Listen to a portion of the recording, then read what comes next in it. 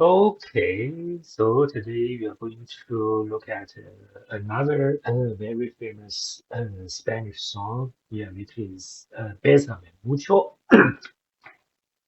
yeah, which means kiss me a lot or kiss me hard or something like that. Yeah, and we do have an accent here. Actually, yeah, the accent is very important in Spanish. I did also make some mistake. Yeah, in my previous video, according to the accent, yeah, due to the accent of the word, and I do know that there, yeah, the transfer process, a lot of accent notes in Spanish laws uh, will be lost, and that is also quite confusing. For example, for the previous one, porque de bus, if we do have porque de bus, so the meaning is totally different. So it's important that sometimes, yeah, the loss of accent is inevitable because if we do not add that accent, it's easy to type, right, in your English keyboard, something like that. But if we are learning, yeah, just pay a little bit more attention to that, so you can understand. Well, I don't think, yeah, I'm really strict or just have some platitude to say that you really should make no mistake at all. But sometimes it really uh, impact, yeah, our yeah understanding of the lyrics. I think that's it. And this is a very famous but very old Spanish song, which was first published in 1940. You can imagine how old it is, right? I think it's as old as my grandma and grandpa, right? But it's very simple. I don't think yeah, it's too simple. Yeah, and I don't want to put everything to that extreme to say, why you choose such a simple thing or silly one without any need for any explanation? I don't think so. So first, although maybe yeah, the words are really simple in this song, and you can definitely master that in only, for example, 10 minutes. But do you really know all the background of these words, all the extensions behind that, and also why such a song can be so moving, so touching? Yeah, how can you try to perform the song in that way? Um, that's not easy, right? I don't think it's just a strict periphery of easy and difficult. Yeah, it's just at the beginning, I would like to start with some to say basically simple things, and later on we can work harder and harder. Yeah. So let's go to the lyrics. So the first one is Besame. So Besame is definitely an imperative in Spanish, and we do need to pay attention to that a lot because I do think the imperative is not so easy to master for non-Spanish speakers, especially the positive form. I'm not sure why the positive form and the negative form are so different in Spanish. In my opinion, yeah, it's just another no. But the grammar is totally changed. I'm not sure why, but that's the case. We really need to practice to make that imperative sound natural because it's really very commonly used, right? Yeah, I think if you are talking with people, almost half of the sentences are imperatives for sure, right? Think about when you are talking in English. Yeah, that's really the case. So we can have a better view of that.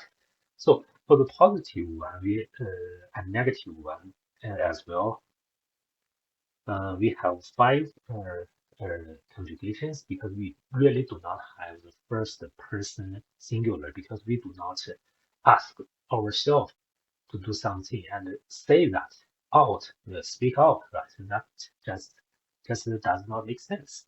So we have do form, we have LA stand,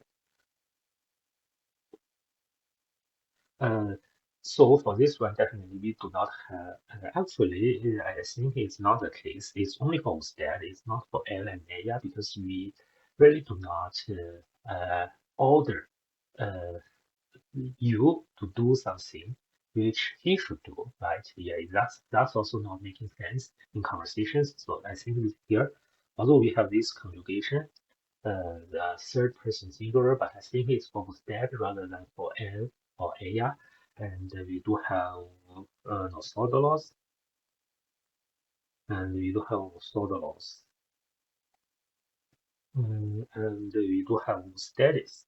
I don't think it's ustedes, it's ellos or ellas. It's really ustedes because it's for uh, you in plural form. Just to be more polite, we use this conjugation. And for negative, definitely we have the same thing. We have tú, we have usted, we have nosotros, we have vosotros, and we have ustedes. So just have a closer look at these things. So for positive, yeah, definitely we can write the original form of this verb. The infinitive is besar, right? Which means kiss, right? They're very, I like to say, good feeling word. Yeah, that's really an enjoying moment for everyone. And let's look at its conjugation in imperatives. So for do, actually, we are using the form of normal conjugation in present form for L instead. So it's actually better, right? It's better. It's a little bit difficult to distinguish this one and the one in present form for LA instead. But I think, yeah, definitely we need to use a context, and this uh, I do think I really prefer to use the instead form for imperatives because that one is clearer and will not cause confusion and definitely more polite. Yeah, that's my opinion. But for do, yeah, we definitely use the present tense conjugation, simple, yeah, indicative in, so sorry, not indicative, that's called, indicative for LA instead. And so instead, actually, we are using uh, the letter change. So we change R to A. So it should be,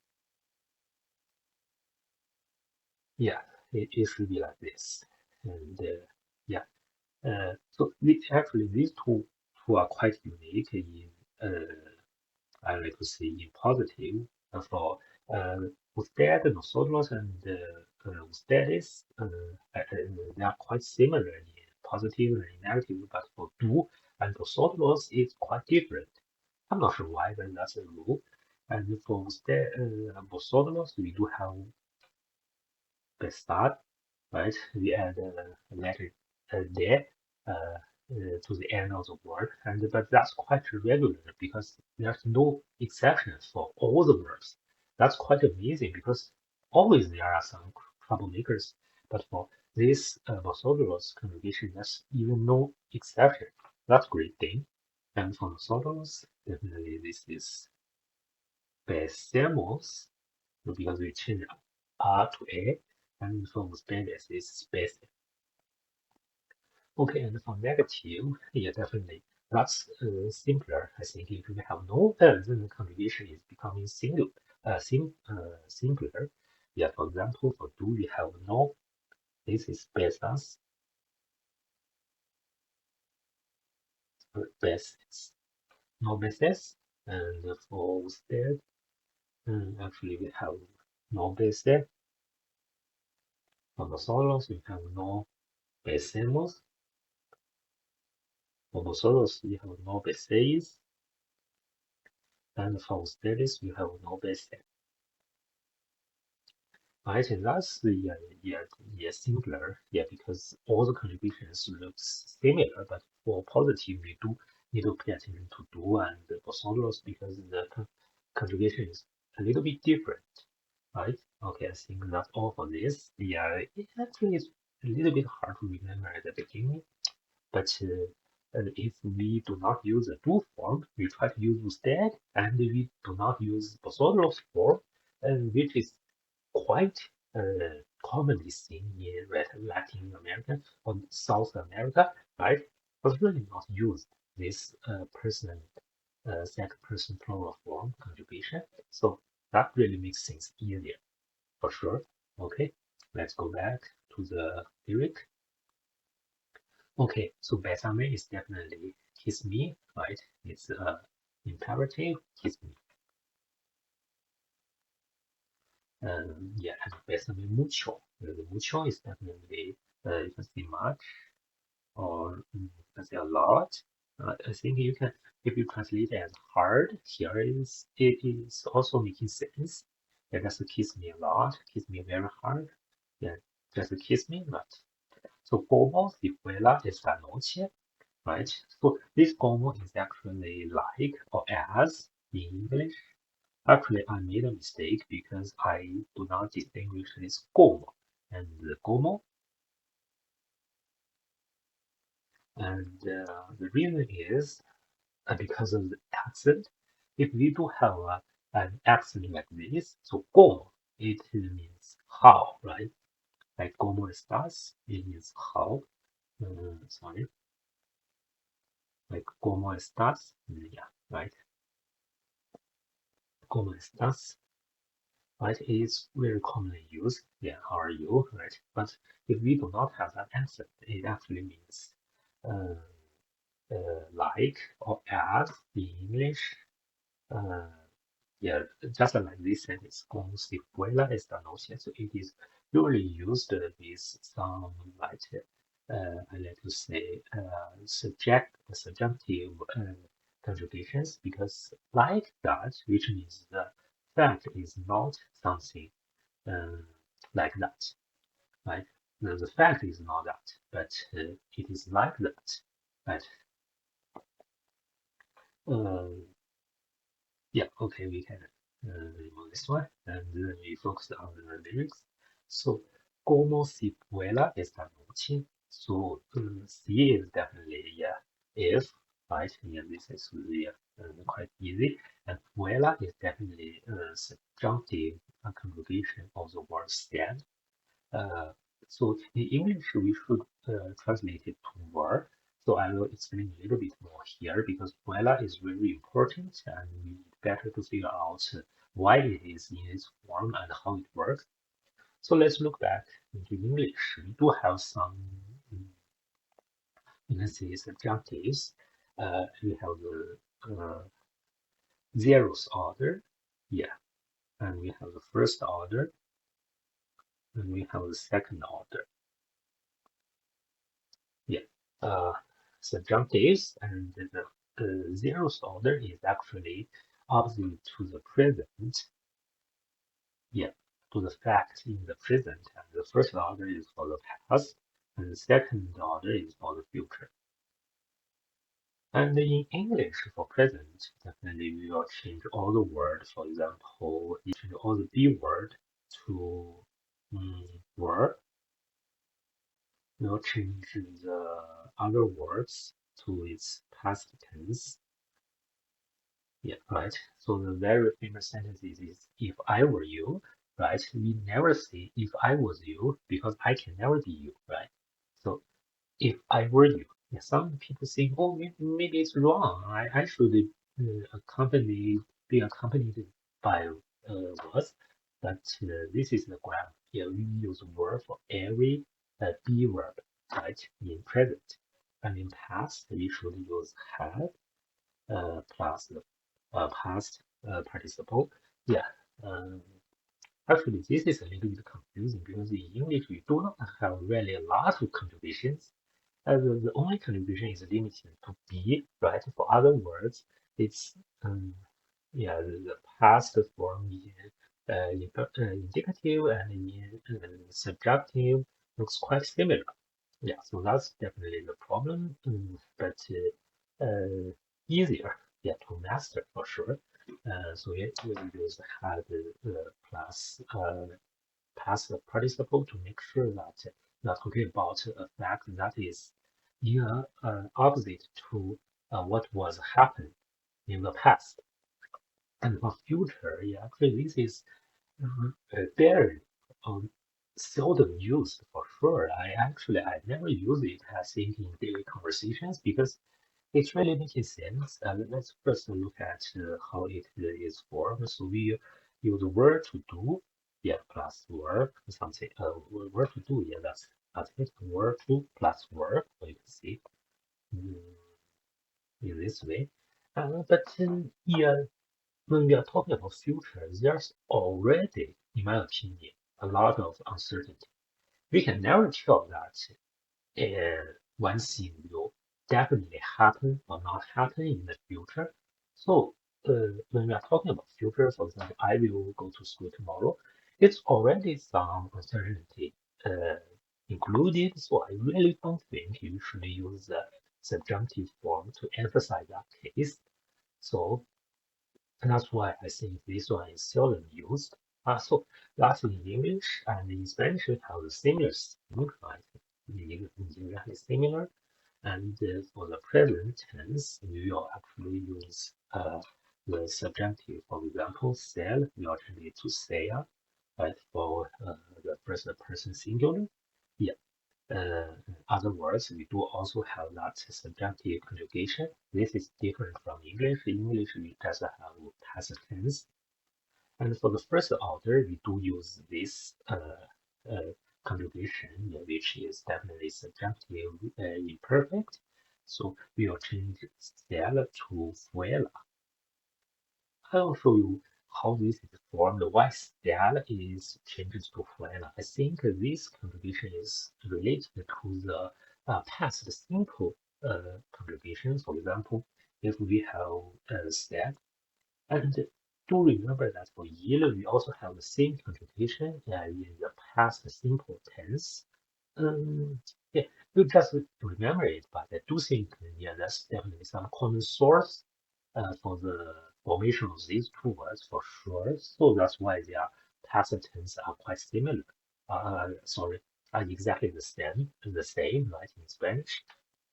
And let's look at it. We have fuiste, we have we have whim, fuimos, we have fuisteis, we have fuelo.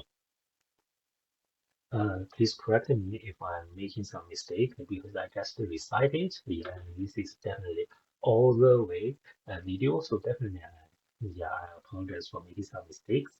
And as you can see here, yeah, if we use the third person plural form, you can see here, yeah, if you use this root, then it will be very easy for you to change it into the subjunctive imperfect. Yeah, we just use this root and we add la or se, so it will be changed to fue la or fue se. So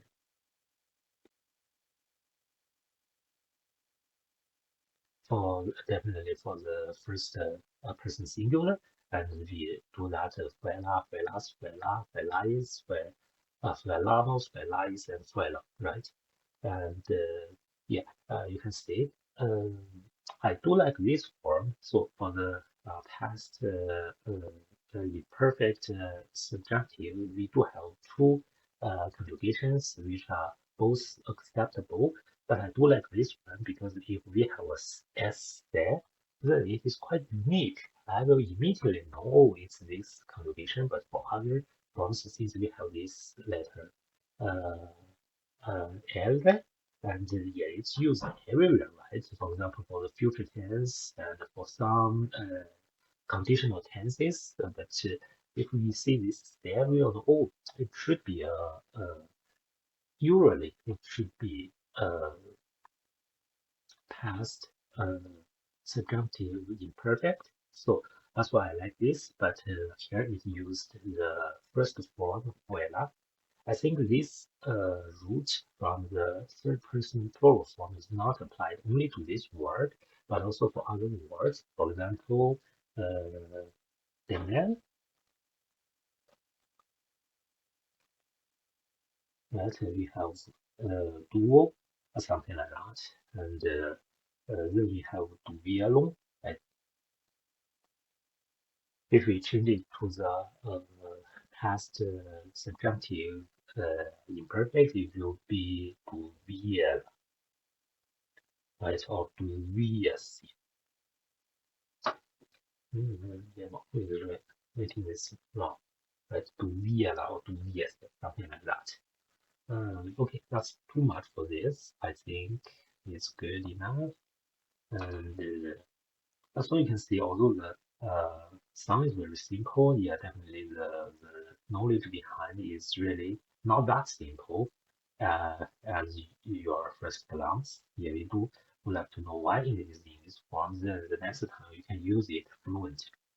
So like if were esta noche, so this esta we do have a accent here, but nowadays I see a tendency that we are no longer writing this mm, accent here anymore, even for the pronouns, right? So esta noche is noche. This is definitely night, right? La última vez. This is easy. This is time, right? This is once, twice, three times that time. And la última, the last, right? So this sentence is really literally means like if this night were the last night. Yeah, you can see how the feeling of the protagonist uh, is. Yeah, yeah, really, yeah. She or he just would not like to like lose you, right? Something like that. Here and okay, we go to the next paragraph. So Bésame, Bésame Mucho. Que tengo miedo a perderte. So here actually there's no accent. So this que we can just simply translate to that. It's just yeah, to connect the two sentences. But if I was the author, I would like to use the form yeah, with the accent get because I think this one really helps us to change this sentence to an exclamation so that we really can express the emotion in an even stronger way to emphasize, right? Que tengo miedo a perderte. I think that's better, but in this sentence it's que tengo miedo a perderte. And that tengo, this is definitely an I have, right? This is I have, right? And definitely for tengo miedo, this sentence we use the word tener, which literally means have. The tener miedo, this is definitely this is fear, right? Kind of fear.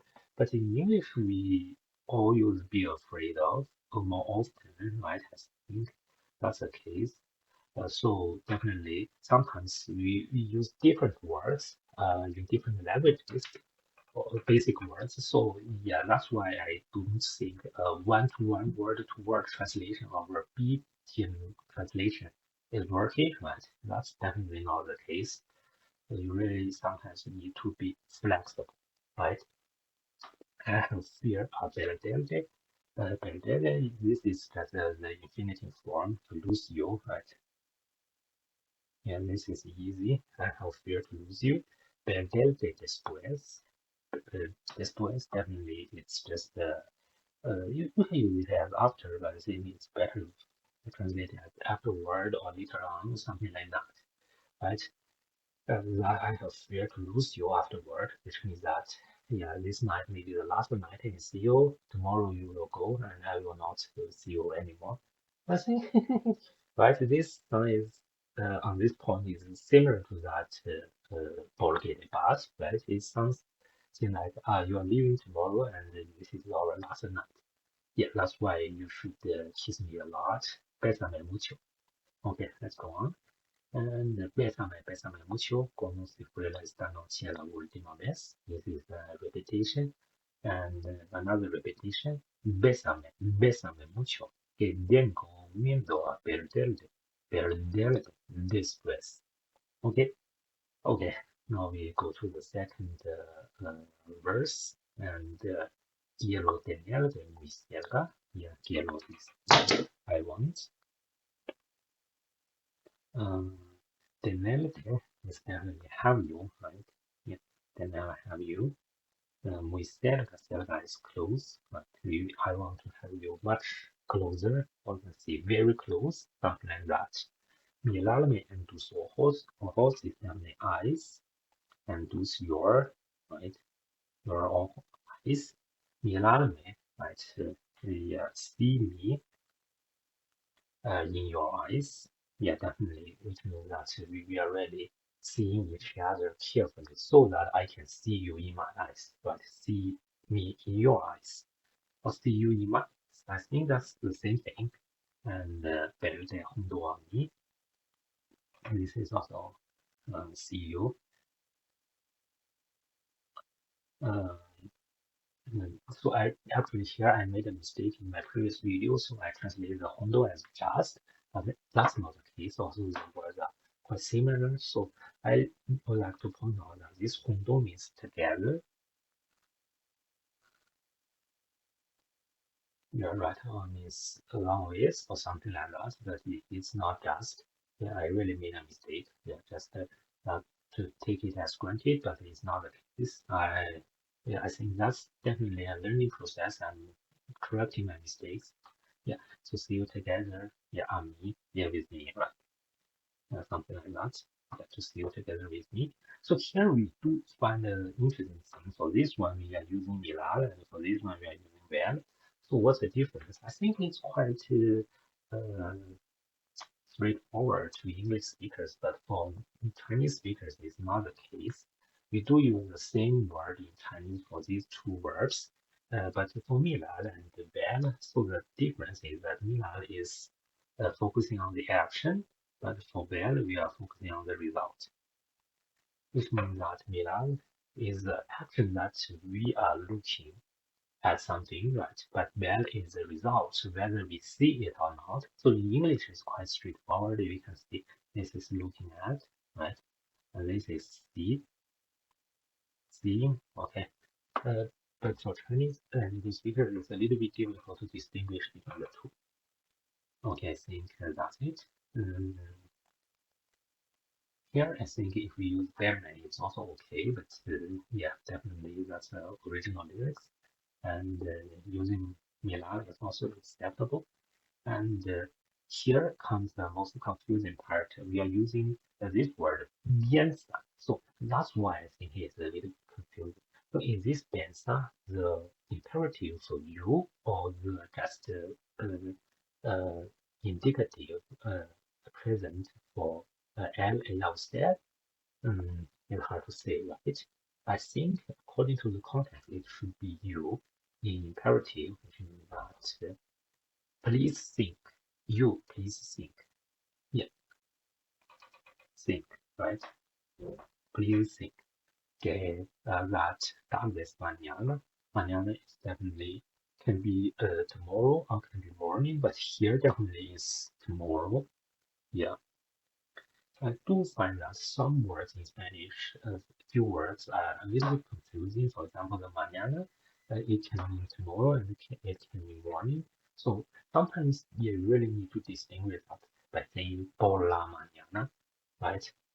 Something to distinguish. And another one is tiempo, right? Tiempo can mean time, can mean weather. Sometimes you really need to use the context to distinguish what's the real meaning of tiempo. Okay. I think that's it. And I think that is. So this that is this, but a little bit colloquial, I think, yeah, compared to that estate, right? And this time, right? For example, get tal, and how's it going? Something like that. It's very commonly used, right? So think that this time, tomorrow, yo ya estaré lejos. So this is not por que debas. Is porque your boy, your my boy, right? Your my boy. Yeah, we should never ignore that me, that is very important for the word ilse.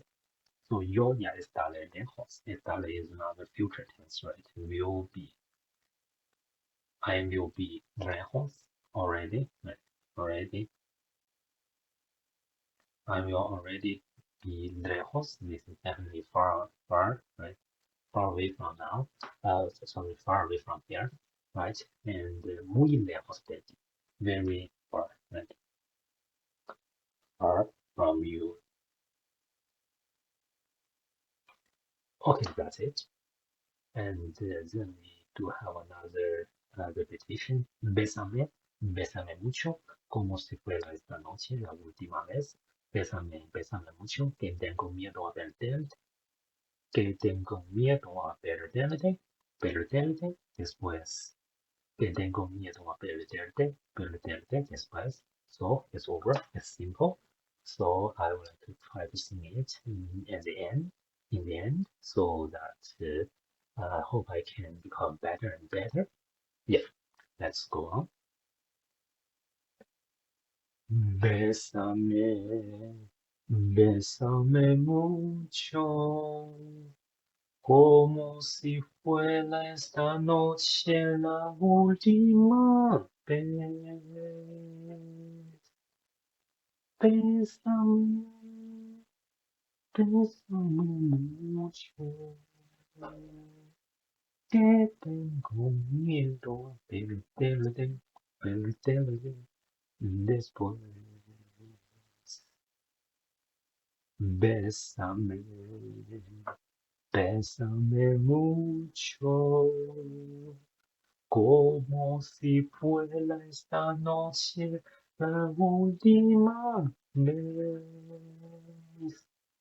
Bésame, bésame mucho, que tengo miedo a perderte, perderte después. Quiero tenerte muy cerca, mirarme en tus ojos, verte junto a mí. Piensa que tal vez mañana yo estaré lejos, muy lejos de ti. Bésame, bésame. Oh, sorry. We should change the melody here. Bésame, bésame mucho. Como si fuera esta noche la última vez.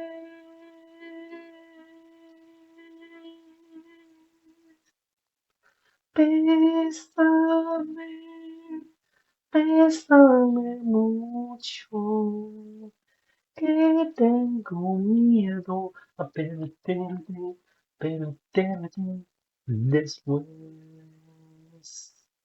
Que tengo miedo a perderte, perderte después.